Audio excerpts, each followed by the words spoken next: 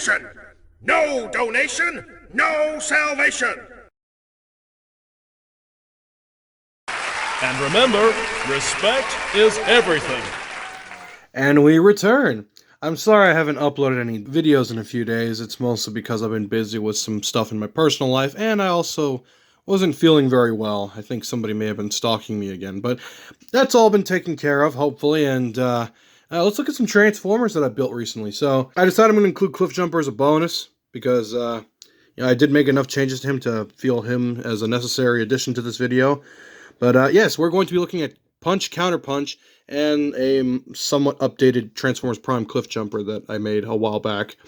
Actually, he was one of my first original builds, too, so, he holds a special place.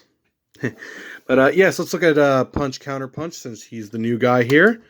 So here he is in his Pontiac Fiero mode. At least I tried to make it look like a Pontiac Fiero. If you're not familiar with that car, it's an old compact car that tried to be a sports car in the 80s, and I'm not going to lie, it kind of failed miserably because the first models were not very reliable and apparently caught fire. And then the later ones, I mean, even after they fixed most of the problems with the original car, I mean, they just weren't great cars in general. So, I mean, they broke down a lot, typical General Motors shenanigans, if you're familiar with their quality control in the 80s. Now, one thing you'll notice, the car is rather excessively longer than an actual Pontiac Fiero should be, but I don't mind it too much because that's actually how the original toy was. The proportions of it were just horrendous. And I love it. So, for his accessories, well, he's got two rifles. Rifles, I mean. So, those will be useful in robot mode. And then I also updated Cliffjumper's little horns here, so those will be fun to look at. But anyway, let's not waste too much time, and let's get straight to the transformation. Alright, so we'll talk about Cliffjumper's car mode and all that a little bit. So, yes, if you're new here, my Transformers are done in a very kind of simplistic, sort of chibi, kind of, I guess, anime style. So, that's kind of why they look the way they do and have the amount of kibble that they do. So, go ahead and fold those down like that. Make his arms. Oop, and that came off. That was not supposed to. Insert spam here.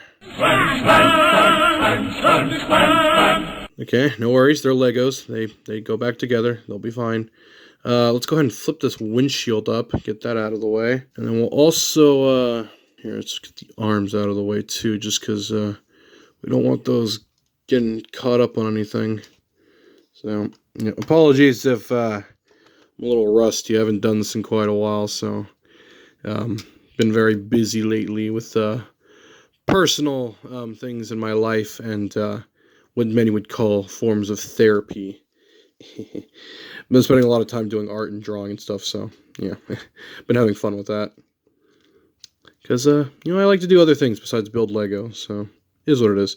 Alright, go ahead and rotate the, actually no, we'll go ahead and leave that the way it is for now. So, leave his legs like that. Yep.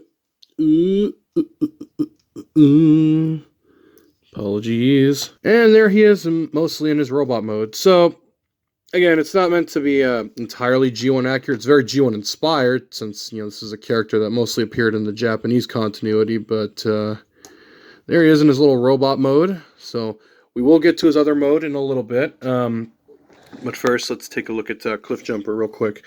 So not much has changed with Cliffjumper. He's still based on his 1970s Dodge Challenger car mode. So the only things I added were some new bumpers and smoothed out the front a little bit, and then an extra ball joint as I took out Punch Counterpunch. So that's always fun. And he really doesn't want to stand up today. I don't know what's going on with him. Man, there's been a lot of airplanes and just heavy vehicles passing through lately. So yeah, he's more or less the same, just fold out his legs. You would fold this up before, but now it actually rotates, so it kind of gets in the way a little less. I guess you could rotate it all the way back like that, but it's whatever. Gently pull the arms out just ever so slightly. Just a little bit. Not too much. You don't want them to come off the joint. Fold his arms up since they're very simplistic design. Rotate him around. Flip his legs all the way around. Alrighty. And there he is in his little robot mode. So yeah, it's kind of a mix of the Transformers Prime car mode with a kind of G1-ish robot mode. If I remember correctly, I remember behind the scenes they were talking about how Prime was always meant to be like this kind of cross between G1 and the movie verse, so I guess it's not too far off.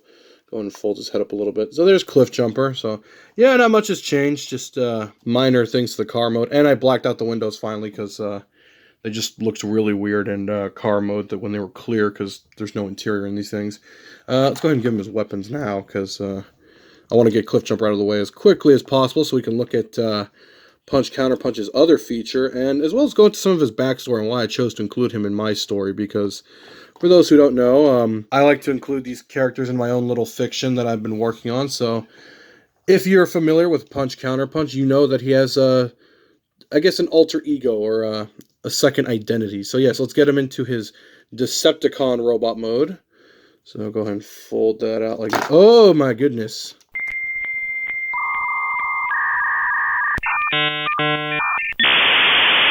I swear to God, I've never had him fall apart like this, ever.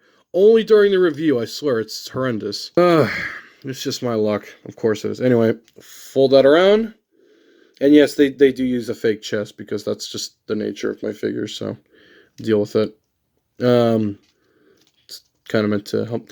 Why? Wow, I've never had him come apart this much. It's kind of pissing me off now, actually. Alright, no biggie. Alright, I'm just not even going to acknowledge that.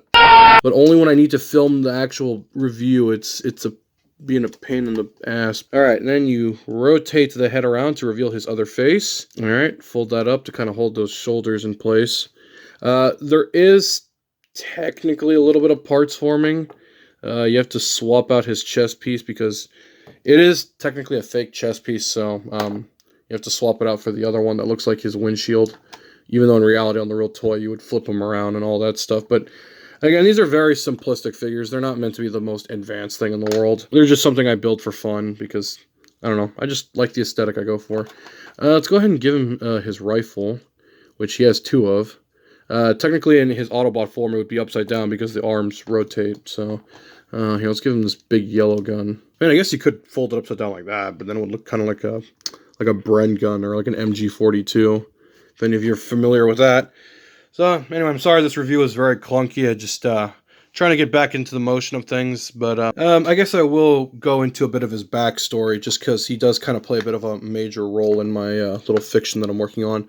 So, rather than being a double agent for both Autobots and Decepticons, he actually decided his situation to take a form of both an Autobot and a Decepticon, and he kind of goes back and forth between both sides to figure out which one he clicks with the most and which one overall meets his morality and the one he agrees with the most. And he ends up finding himself in a really deep crossroads where he doesn't know whether to stay with the Autobots or Decepticons because he ends up forming a bond with his comrades on both factions. So it creates a bit of an internal struggle for him as a character.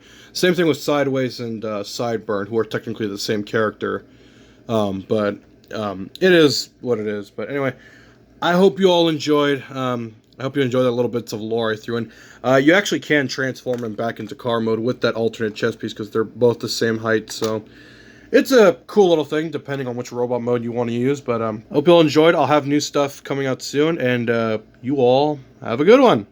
Hallelujah! Another soul saved!